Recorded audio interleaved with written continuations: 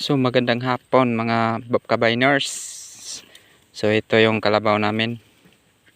Ayan. Nakuha sa ipakita ang among lugar dire sa bukid mga kabayners.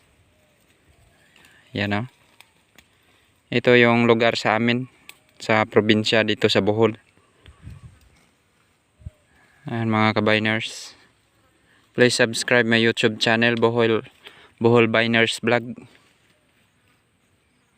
Ayan yung lugar namin. Thank you for watching mga kabayners. Maraming salamat sa nag-subscribe, sa laging nanood sa mga video ko. Kasi maka-upload lang tayo pag makauwi ako dito sa bukid. So hanggang dito na lang mga kabayners. Bye bye and subscribe, like and share.